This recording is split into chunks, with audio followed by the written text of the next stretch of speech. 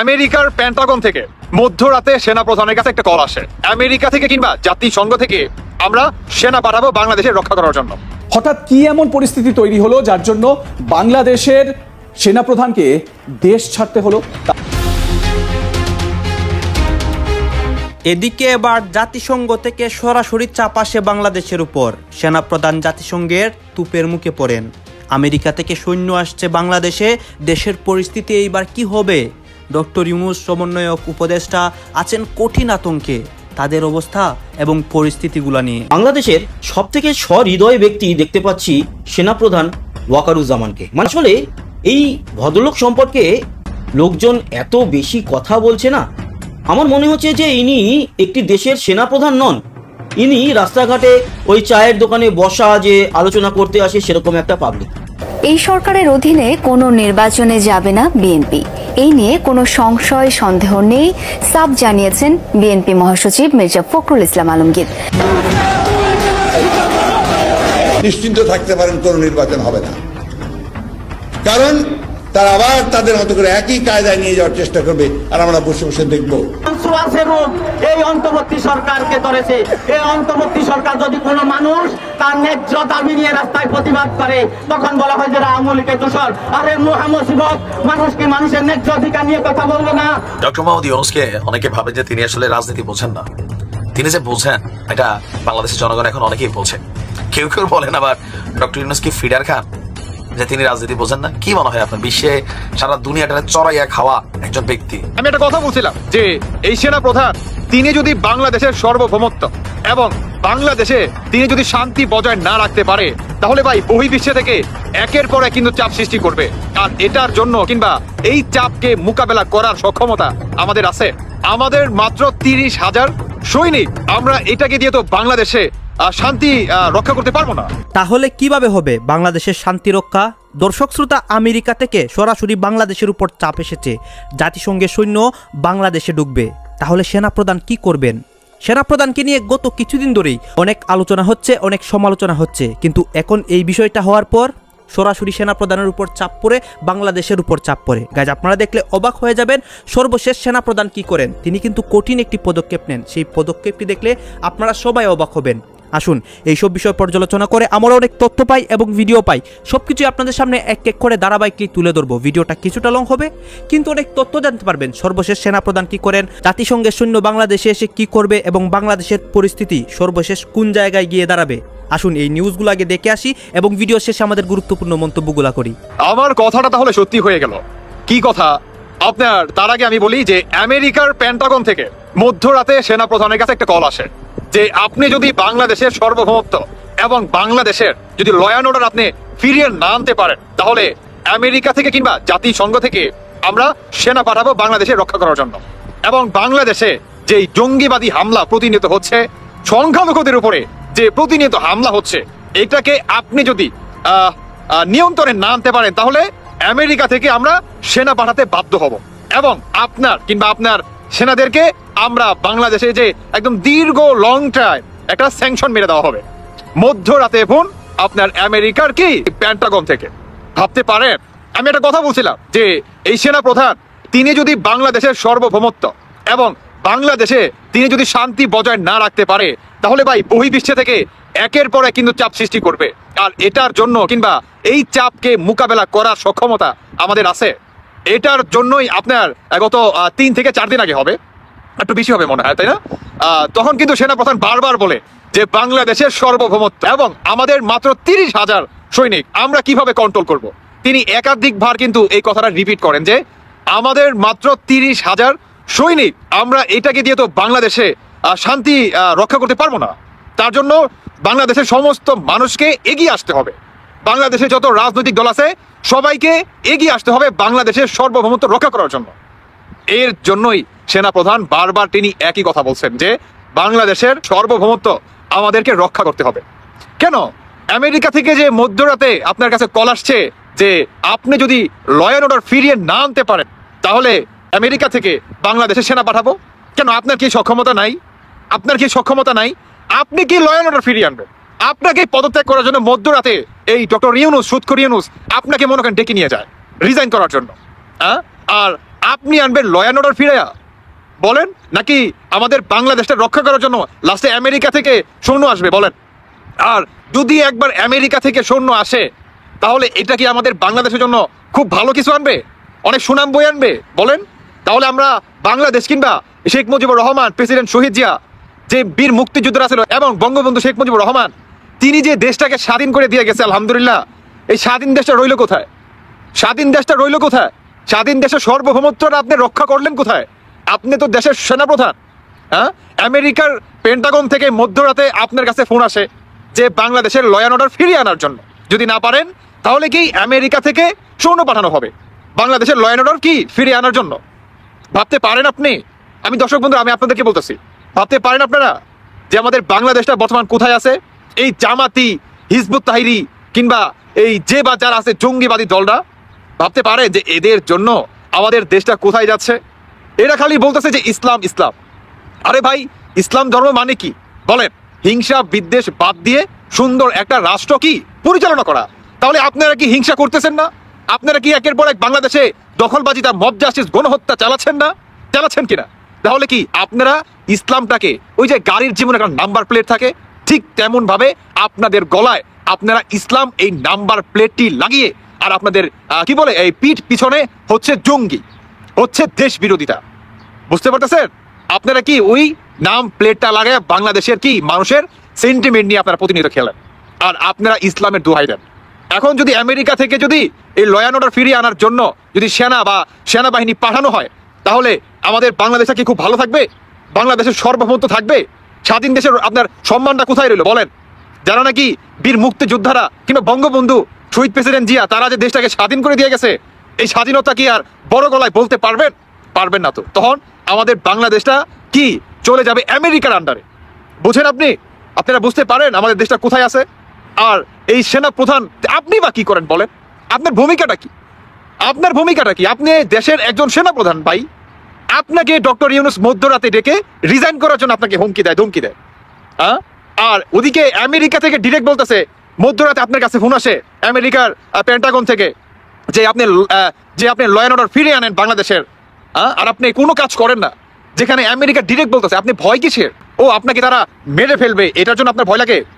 আপনাকে তারা brush fire করে মেরে ফেলবে, এটার জন্য ভয় লাগে? তাহলে আপনার পথ থেকে সরে যান, সরে যান। বাঙালি জাতি কিংবা মুক্তিযুদ্ধে যারা নাকি বিশ্বাস করে, স্বাধীনতা যারা নাকি বিশ্বাস করে, তারা অন্য কোনো কি রাস্তা খুঁজে নিবে।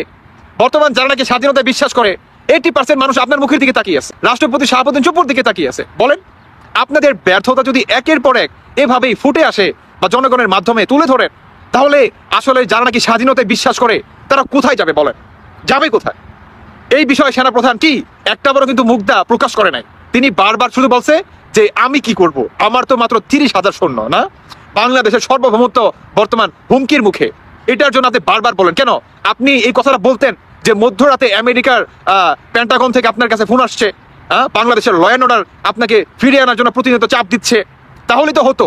তাহলে দেখতেন যে যারা নাকি বাংলাদেশের সাধারণ জনগণ, সবাই আপনার কথা বলতো।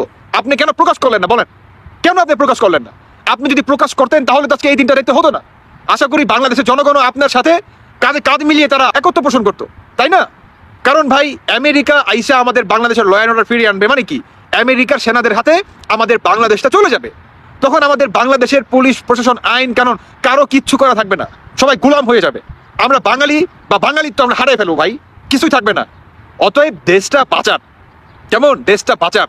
আপনি একজন বাংলাদেশের সেনাপ্রধান, আপনার ভূমিকা থাকবে রাজার মতো, হিংস্র আপনার সিংহর মতো। আর আপনার ভূমিকা বর্তমান সেই মনে করেন খরগোশের মতো।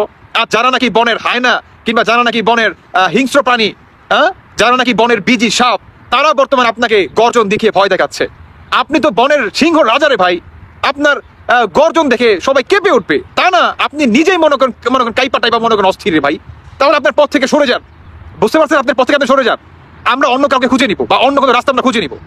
বর্তমান আমাদের বাংলাদেশের সার্বভৌমত্ব মনে করেন হুমকির মুখে, আমরা এটা দেখতে পারবো না রে ভাই। কারণ এই দেশটা স্বাধীন হয়েছে অনেক কষ্টের বিনিময়ে পাইছে, এই দেশটা এমনি এমনি আসে নাই। যাই হোক দর্শক বন্ধুরা, আমি আসলে আর ব্যক্তিগতভাবে কিছু বলতে চাচ্ছি না, শুধু একটা কথাই বলতে চাই যে এই সেনা প্রধান তিনি যদি ভাই শক্তভাবে বা শক্ত ভূমিকায় তিনি যদি এখন পর্যন্ত না যায়, তাহলে আমাদের বাঙালিত্ব কিংবা বাংলাদেশের সার্বভৌমত্ব শেষ, আপনার একদম দফা রফা হয়ে যাবে।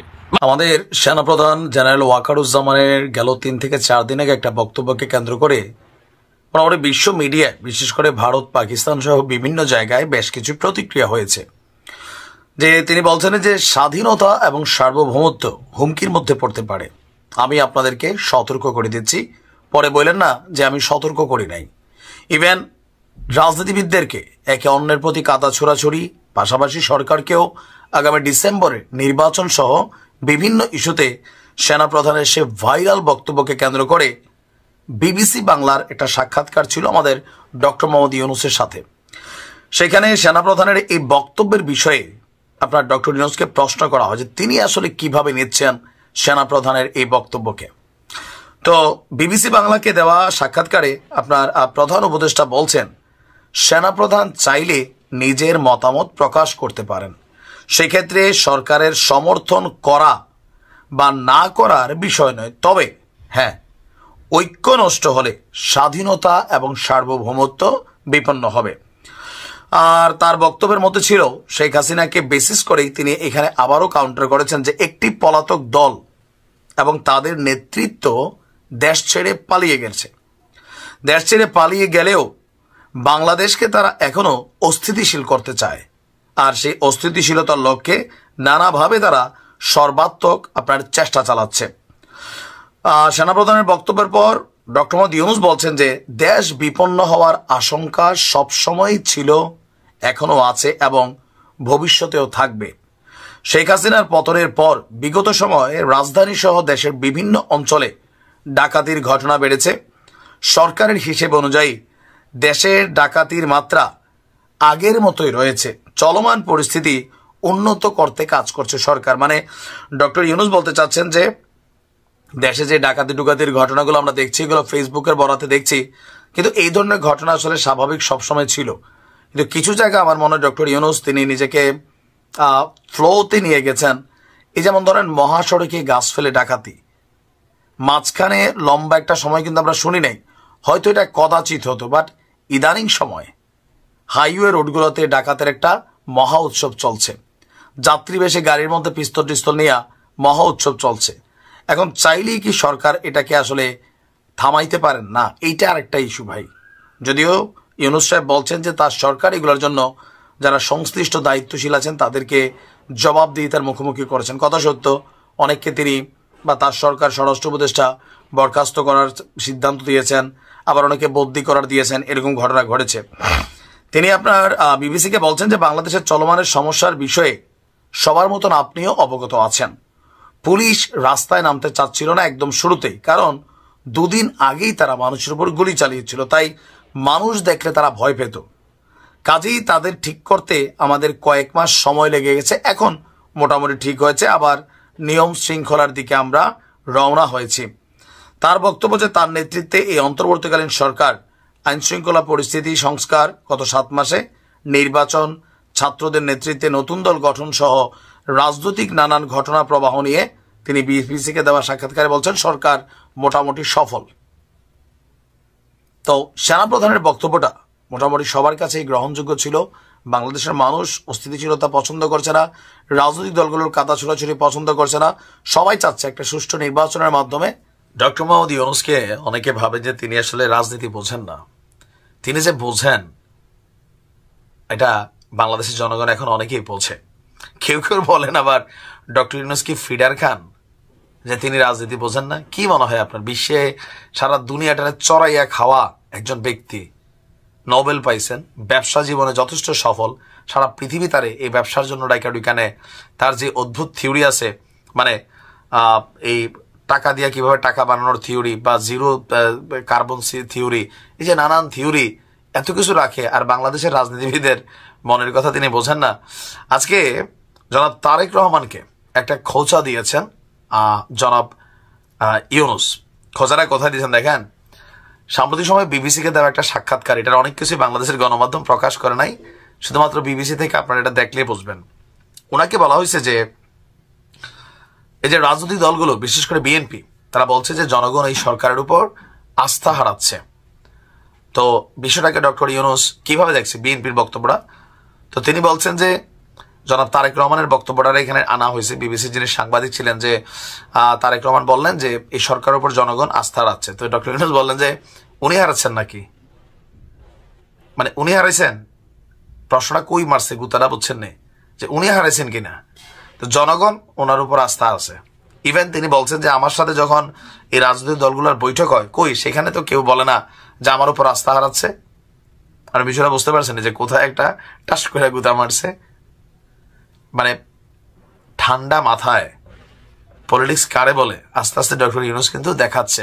স্টার্টিং এ একটু ঝামেলা ছিল, বাট রাইট নাও তিনি আস্তে আস্তে কিন্তু রাজনৈতিক দলগুলোকে কিভাবে মানে শাল্টিং দেওয়া লাগে, বোল্টিং দেওয়া লাগে, সেটা কিন্তু আস্তে আস্তে তিনি রপ্ত করে ফেলেছেন। তো ডক্টর মোহাম্মদ ইউনূসের সাথে এই মুহূর্তে রাজনৈতিক দলগুলোর মধ্যে শুধুমাত্র জামাত ইসলাম ছাড়া আর বাকি যে দলগুলো আছে, আওয়ামী লীগের তো অবস্থা 12টাই, জাতীয় পার্টির অবস্থা 12টা, বিএনপি নেতাকর্মীরা আপনারা তাদের পোস্টার্স দেখবেন, কমেন্টে দেখবেন, মানে গেল 6 মাস আগেও ডক্টর ইউনূসের প্রতি আওয়ামী লীগের যে মনোভাব ছিল অথবা ওনার ইস্যুতে বক্তব্যগুলো দেওয়ার সাহস হইতো, কারণ তখন তিনি জাতীয় পর্যায়ে ওরকম কেউ ছিলেন না। এখন বিএনপির নেতাকর্মীরা এরকম বক্তব্য যখন জনাব তারেক রহমানকে নিয়ে তিনি দিচ্ছেন বা বিএনপির ইস্যুতে দিচ্ছেন, তো সেখানে তারা ঘুরাইয়া ফেরাইয়া সুন্দর ভাষায় লেখে, কারণ তিনি এই মুহূর্তে রাষ্ট্রপ্রধান। যদি না হইতেন তাহলে আওয়ামী লীগের ভাষায় যেমন শেখ হাসিনা যেমন নানান ধরনের শব্দ বিশেষণ প্রয়োগ করতো, ছাত্রলীগ, যুবলীগ বা আমাদের হুজুররাও, আজকাল হুজুরদেরও ভাষা বদলাই গেছে। এই হচ্ছে বাংলাদেশ, এখানে ইমান, আমল, ধর্ম এগুলা সিজনাল বদলাই যায়। দেখেন নাই যে ওয়াজের মাঠে আগে আওয়ামী লীগের লোকেরা হুজুরদেরকে ধইরা মানে অপমান করতো, ঠিক একই দৃশ্য এখন বাংলাদেশে বিএনপির লোকেরা করে। 2-1টা জায়গায় ঘটছে না, ঘটছে। সো এখানে ধর্ম, ওয়াজের মাঠ এগুলো কিছুই না ভাই। এখানে যার যে সময় যেটা দরকার হয় ওইটার সাথে ফ্লো করে তারা ভাষাই দেয়। তো মানে মূল কথাটা হচ্ছে যে ডক্টর মোহাম্মদ ইউনূসের সরকারের সাথে বিএনপির নেতাকর্মীদের মনে মনে হিউজ পরিমাণ একটা গোসা বা ক্ষোভ কাজ করে যাচ্ছে, কজ তিনি তাদের বিকল্প দাঁড় করানোর চেষ্টা করছেন, মানে ছাত্রদের রাজনৈতিক দলটা। আর নির্বাচনকে প্রলম্বিত করতে পারেন এটা বিএনপির ধারণা বা ষড়যন্ত্রের কথা তারা বলেন, কিন্তু ডক্টর ইউনূস খুব সুন্দরভাবে ঠান্ডা মাথায় তিনি বলছেন যে জনগণ তো আমার সাপোর্ট করে। তো এই দেশে আসলে জনগণ কারা? যখন আমাদের রাজনৈতিক দলগুলো বলে যে দেশের জনগণ, এই যে সার্জিসরা বলতেছে দেশের জনগণ এটা চায়, এই জনগণ কারা? মানে ভোট নিছে। বিএনপি যখন বলে দেশের জনগণ, শেখ হাসিনা যখন বলতো জনগণ, জনগণগুলো হচ্ছে যার যার দলের তার জনগণ। আপনি এখন বিএনপির একটা ইস্যুতে ছাত্রদের ইস্যুটা আলাদা করেন, জনগণ পাবেন। যার যার দল থেকে তার সাপোর্টিং জনগণ আছে, এর বাইরে এই দেশে জনগণ নাই। তো জনাব তারেক রহমানকে নিয়ে ডক্টর ইউনূসের দেওয়া এই সাক্ষাৎকারটা খুবই ভাইরাল হয়েছে যে তারেক রহমান সন্দেহ করে কিনা, হ্যাঁ, মানে যে ভাষা তিনি বললেন। তো আমার ধারণা যে যেই বিষয়গুলো নিয়ে বিএনপির সাথে ডক্টর ইউনূস বা অন্যান্যদের সমস্যা হচ্ছে, নির্বাচন এটা ডিসেম্বরের মধ্যেই হয়ে যাবে। জনাব সার্জিস আলম তিনি এখন জাতীয় নাগরিক পার্টির উত্তরাঞ্চলের মুখ্য সংগঠক। তার একটা মন্তব্য নির্বাচন নিয়ে বেশ আলোচিত হচ্ছে এবং আমি মনে করি এটা জনাব সার্জিস আলমের ব্যক্তিগত মতামত হিসেবে আর নেওয়ার কিছু নেই, কারণ দীর্ঘদিন থেকে জাতীয় নাগরিক কমিটি একই ধরনের আলোচনা করেছেন, এবার তিনি আরও স্পেসিফিক করেছেন। ফলে এটা আমাদের তাদের দলের বক্তব্য হিসেবে আমরা নিতে চাই এবং এর মাধ্যমে আসলে তারা আমাদের কি বার্তা দিতে চাইছেন বা কি বার্তা আমরা পাচ্ছি সেটা নিয়ে কথা বলতে চাই। এবং শুরুতে বলে নেওয়া ভালো, তার মন্তব্যকে এভাবে দেখার যথেষ্ট সুযোগ আছে যে বাংলাদেশে নির্বাচনকে পিছিয়ে দিয়ে এই সরকারের ক্ষমতা যতটা সম্ভব দীর্ঘায়িত করার একটা চেষ্টার বহিঃপ্রকাশ হিসাবে এটা দেখা যেতে পারে। মঙ্গলবার তিনি সকাল 10টায় রায়েরবাজার বৌদ্ধভূমিতে 24-এর ছাত্র জনতার অভ্যুত্থানের শহীদদের কবর জিয়ারত ও দোয়া মোনাজাত শেষে সাংবাদিকদেরকে বলেন যে হাসিনার নির্দেশে এতগুলো হত্যা করা হলো, সেই খুনের বিচার না দেখা পর্যন্ত কিভাবে এদেশের মানুষ ভিন্ন কিছু চিন্তা করে। খুনি হাসিনাকে বাংলাদেশে নিয়ে আসতে হবে, বিচারের মঞ্চে দাঁড়াবে, ফাঁসির মঞ্চে দাঁড়াবে। শেখ হাসিনা ও আওয়ামী লীগের বিচার না হওয়া পর্যন্ত বাংলাদেশের কোনো মানুষ, কোনো রাজনৈতিক দল ভুল করেও যেন নির্বাচনের কথা না বলে। যতদিন না আমরা খুনি হাসিনাকে ফাঁসির মঞ্চে না দেখছি, এই বাংলাদেশে কোনো নির্বাচন হবে না। আমি পরে আরও কিছু কথা বলেছেন। আমরা রাজপথে ছিলাম, আমাদের যে ভাইয়েরা রাজপথে জীবন দিয়েছে, মায়েদের চোখ দিয়ে এখনও কান্না ঝরছে, পানি পড়ছে, আমরা মরার আগে অন্তত খুনি হাসিনার বিচারটা দেখে মরতে পারি। আমরা শুধু একটা অনুরোধ করতে পারি, আমাদের জায়গা থেকে মায়েদের পাশে থাকার সর্বোচ্চটুকু চেষ্টা করব। আবারও ওই বাক্যটা পড়ি, যে বাক্যটা প্রচুর আলোচিত হচ্ছে, যতদিন না আমরা খুনি হাসিনাকে ওই ফাঁসির মঞ্চে না দেখছি, এই বাংলাদেশে কোনো নির্বাচন হবে না। রাজনৈতিক দলের লোকজন রেটরিক ব্যবহার করে, কারণ আমরা এই প্রশ্ন করতেই পারি, টেকনিক্যালি হাসিনার যে ফাঁসি হবে জনাব সার্জিস কীভাবে বলতে পারছেন? আমরা তো হাসিনার বিচার চাইছি। ফাঁসি চাওয়া নিয়ে কিন্তু একসময় প্রচুর আলোচনা সমালোচনা আমরা করেছি যৌক্তিকভাবে। যখন গণজাগরণ মঞ্চ থেকে জামায়াতের অভিযুক্ত নেতাদের বিরুদ্ধে ফাঁসি চাই দাবি করা শুরু হয়েছিল, তখন আমরা এটা রাষ্ট্রে এক ধরনের ফ্যাসিবাদী আচরণ বলেছিলাম। কারণ কেউ একজনকে যখন আমরা বিচার চাই, সুবিচার চাই, ন্যায্য বিচার চাই, তখন আমরা ফাঁসি চাই সেটা বলতে পারি না, বলা উচিত না।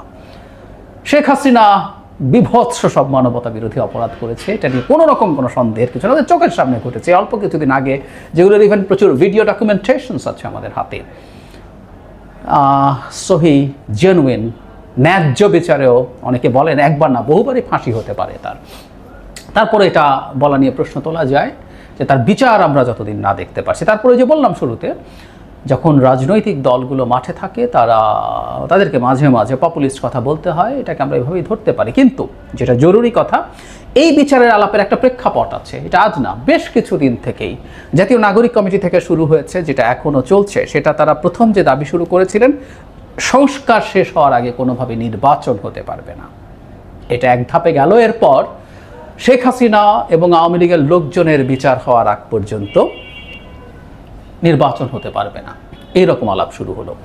যৌক্তিকভাবে এই প্রশ্ন আসে, আসলে বিচার শব্দটাকে কিভাবে তারা ডিফাইন করেন। মানে এখন শুধু শেখ হাসিনারও না, তারা আওয়ামী লীগের লোকজনের কথাও বলেছেন, এখানেও সেটা আছে।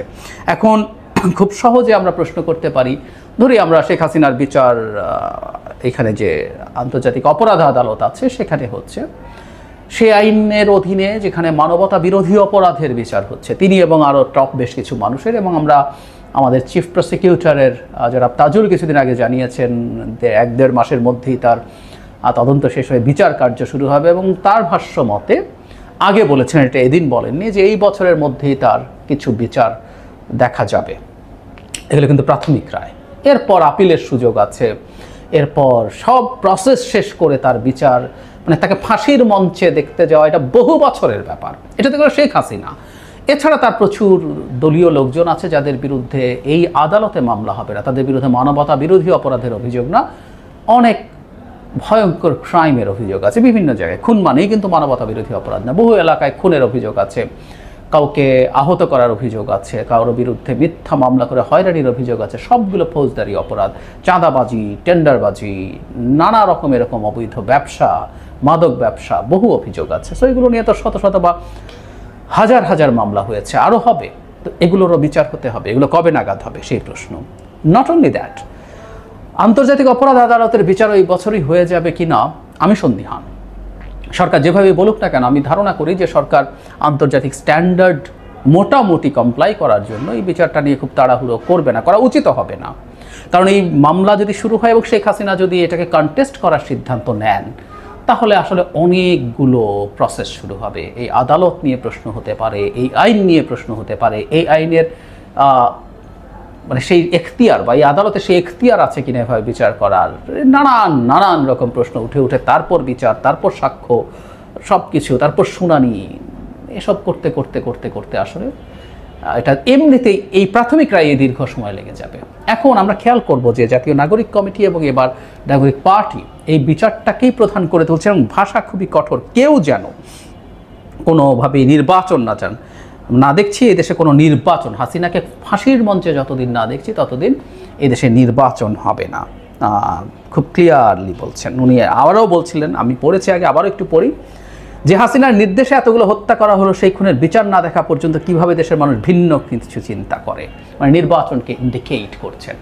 মানে একটা দেশ যখন একটা ডিজাস্টারের মধ্যে দিয়ে যায়, তার জন্য সব প্রসেস বন্ধ করে বিচার শেষ করে করতে হবে, এবং ধরনটা হচ্ছে এই সরকারই বিচার করবে, আর কেউ বিচার করবে না, এবং সেটা শেষ হওয়া পর্যন্ত। আসলে মোদ্দা ব্যাপারটা কি, আমরা বেশ কিছুদিন থেকে দেখছি একটা প্রবণতা আমাদের মাঠে আছে, কিছু কিছু মানুষ নির্বাচনকে পিছিয়ে দিতে চান। নির্বাচন রাজনীতি, মানে আমরা রাজনীতির কথা বলি, গণতান্ত্রিক ব্যবস্থার কথা বলি, গণতন্ত্রকে পুনরুদ্ধারের কথা বলি, কিন্তু নির্বাচনের কথা বললে সমস্যা আছে। নির্বাচনের কথা বললে রাজনৈতিক দলগুলো বদমাশ হয়ে যায়। বদমাশ শব্দটা একজন খুবই পরিচিত ইন্টেলেকচুয়াল, পাবলিক ইন্টেলেকচুয়ালের মন্তব্য থেকে এসছে। তো বদমাশ হয়ে যায়, তারা গিয়ে বসেই আছে ওখানে গিয়ে তার ভাষ্য মতে চাঁদাবাজি, টেন্ডারবাজি করার জন্য। কেউ একজন 15 বছর খেয়ে গেছে, অন্য যে কেউ আর 15 বছর খেতে চায় বলে এই ধরনের আলাপ তৈরি করছেন। সো এই আলাপগুলোর সাথে খুবই রেজোনেট করে এই দলটা। আমাদের আসলে তারা চান বা না চান, তারা এই দলগুলোরই বক্তব্য মাঠে আনছেন, এটা খুব স্পষ্টভাবে আমরা দেখতে পাচ্ছি। এটা খুব বাজে মেসেজ, খুব ভয়ঙ্কর মেসেজ। আমরা এটা বুঝি যে এই দলটা দেরি, যতটুকু সময় পেয়েছে সেই দলটা আসলে নির্বাচনের জন্য প্রস্তুত হওয়ার জন্য যথেষ্ট সময় নেই। I agree. তারা দল তৈরি করতেই অহেতুক অনেক দেরি করেছেন। অহেতুক শব্দটা আমি বিশ্বাস করি বলে বলছি, কেউ দ্বিমত করতে পারেন। তারা দেরি করেছেন, দেরি করে এখন দেখছেন সময় কম বেশি বছরখানেক আছে, 1 বছর না 2-3 বছরও একটা দল নির্বাচনের জন্য সঠিকভাবে প্রস্তুত হতে সময় লাগে। সুতরাং তারা পারবে না, তাদের সময় বেশি লাগতে পারে, সে কারণে তারা এগুলো বলতে পারেন। কিন্তু আমার কাছে সন্দেহ হয় যে এগুলো শুধুমাত্র রেটরিক না, কারণ এই কথাগুলো ক্রমাগত বলছেন এবং তারা ইনক্রিজিংলি টাফার শব্দ ব্যবহার করছেন। একসময় যতটা কঠোর শব্দ ব্যবহার করতেন, এখন আরও কঠোর, আরও কঠিন শব্দ ব্যবহার করছেন। এবং এই ক্ষেত্রে ডক্টর ইউনূস, আমাদের প্রধান উপদেষ্টার যে বক্তব্য, সেটার সাথেও তারা কমপ্লাই করছেন না। বাংলাদেশে কোনো নির্বাচন হবে না যতদিন ফাঁসির মঞ্চে না দাঁড়ান। কিন্তু ডক্টর ইউনূস তো ঘোষণা করেছেন এই ডিসেম্বরের মধ্যেই নির্বাচন হতে পারে, এবং তার ভাষ্য মতে যদি যথেষ্ট সংস্কার কেউ মেনে না নেয়, ধরে নিলাম টেকনিক্যালি বিএনপি মনে করলো যে ন্যূনতম সংস্কার করেই করতে হবে, এটা তারা প্রকাশ্যেই বলছে, তাহলে তো এই বছরের মধ্যে নির্বাচন হয়ে যাবার কথা। এবং আমাদের প্রধান উপদেষ্টা বহু জনের সাথে এখনও, 2 দিন আগেও তিনি ইউরোপিয়ান ইউনিয়নের একটা প্রতিনিধি দলের সাথে বলেছেন স্পষ্টভাবে যে এই বছরের মধ্যেই, ডিসেম্বরের মধ্যেই নির্বাচন হবে। তো তাহলে তারা তার সাথে দ্বিমত করছেন। আমি যে জিনিসটা ভয়ের বলে মনে করি, বাংলাদেশে একটা চেষ্টা আছে, একটা গ্রুপ আছে, তারা মাঠে আছে, মাঠে নেমে গেছে, আকার ইঙ্গিত থেকে আস্তে আস্তে এগুলো আরও প্রকাশ্য হয়ে উঠবে। তারা নির্বাচনটাকে অপ্রধান বা গুরুত্বহীন দেখিয়ে তারা চেষ্টা করবেন এমন পরিস্থিতি তৈরি করা যাতে এই সরকারের ক্ষমতা অনেক বেশি দীর্ঘায়িত করা যায়, অথবা এমন গোলযোগ তৈরি হয় যাতে নির্বাচনটা না হয় ভিন্ন কিছু, মানে আমি রাগঢাক না করেই বলি, সেটা একটা সরাসরি মিলিটারি টেক ওভার হতে পারে, সেটা সরাসরি না হয়ে 1/11 মতো একটা সিভিলিয়ান ফেসের মিলিটারি কু হতে পারে, অথবা তাদের কেউ খোয়াব দেখেন যে এখানে একটা বিপ্লবী সরকারের নাম দিয়ে এখানে সংবিধান স্থগিত করে ডিক্রি দিয়ে দেশ চালিয়ে দেশের ক্ষমতা দখল করবেন, এরকম নানান খোয়াব নানান জনের আছে। সেগুলোর একটা পায়তারা আমরা দেখতে পাচ্ছি। আমি মনে করি জাতীয় নাগরিক পার্টি একটা রাজনৈতিক দল, তারা রাজনীতি করতে এসছেন, রাজনীতি করুন, রাজনীতি করাই তাদের জন্য উচিত হবে। খুব স্বাভাবিকভাবেই এই নির্বাচনে তারা অনেক ভালো কিছু করতে পারবেন না, এটা এই কারণে নয় যে তারা প্রচুর ভুল করেছেন। আমি মনে করি তারা প্রচুর ভুল করেছেন এবং যতটুকু এগিয়ে যেতে পারতেন ততটুকু এগিয়ে তারা এবার যেতে পারবেন না। কিন্তু সেই ভুলগুলো না করলেও প্রতিষ্ঠিত একটা বহু বছরের রাজনৈতিক দলের সাথে ফাইট করার মতো জায়গায় তারা এবার 2, 3, 4, 5 বছর পরে নির্বাচন হলেও তারা এটা পারতেন না। যেটা তাদের করা উচিত, যে নির্বাচন হোক, নির্বাচনের দেশটা স্থিতিশীল। গাইজ আপনারা তো দেখলেন এখানে কি কথা হচ্ছে, অনেকেই কিন্তু অনেক কথা বলতেছে, অনেকে আলোচনা করতেছে, অনেকে সমালোচনা করতেছে দেশের বিভিন্ন অবস্থা, বিশেষ করে সেনাপ্রধান এবং বাংলাদেশের অবস্থা নিয়ে অনেকে অনেক কথা বলে যে আমেরিকা থেকে কিভাবে চাপ আসবে, সেনাপ্রধান কি করতেছেন, সব কিছু নিয়েই কিন্তু অনেক আলোচনা হয়, অনেক সমালোচনা হয়। গাইজ এখানে কিন্তু অনেকের বক্তব্যের মাধ্যমে মানে মিথ্যা কথা চড়াচ্ছে বা বিভিন্ন জনকে চাপ দিচ্ছে, সেই কথাগুলো আপনারা শুনবেন না বা সেই কথাগুলোতে আপনারা নজরও দিবেন না। অন্যদিকে আরও অনেক রয়েছেন যারা কিনা তাদের বক্তব্যের মাধ্যমে আমাদের দেশের আপডেট নিউজগুলো সবার সামনে প্রকাশ করে, তাদেরও কিছু ক্লিপ আপনাদেরকে এখানে দেখিয়েছি। দর্শক শ্রোতা, এতক্ষণ আপনাদেরকে যা কিছু দেখিয়েছি সব কিছু কিন্তু আমরা সোশ্যাল মিডিয়া থেকে সংগ্রহ করেছি। এখানে আমাদের নিজস্ব কোনো মন্তব্য নেই বা নিজস্ব কোনো সিদ্ধান্ত নেই। এইসব দেখে আপনাদের কি মনে হচ্ছে এবং আপনাদের মন্তব্য কি, এটা কিন্তু আপনারা অবশ্যই কমেন্ট বক্সে লিখে যাবেন। এবং আপনাদের কাছে একটা রিকোয়েস্ট থাকবে, আমার চ্যানেলটি সাবস্ক্রাইব করবেন এবং পাশে থাকা বেল আইকনটি অবশ্যই বাজিয়ে যাবেন, যাতে করে নেক্সট ভিডিওটা সবার আগে আপনাদের কাছে পৌঁছায়। ধন্যবাদ।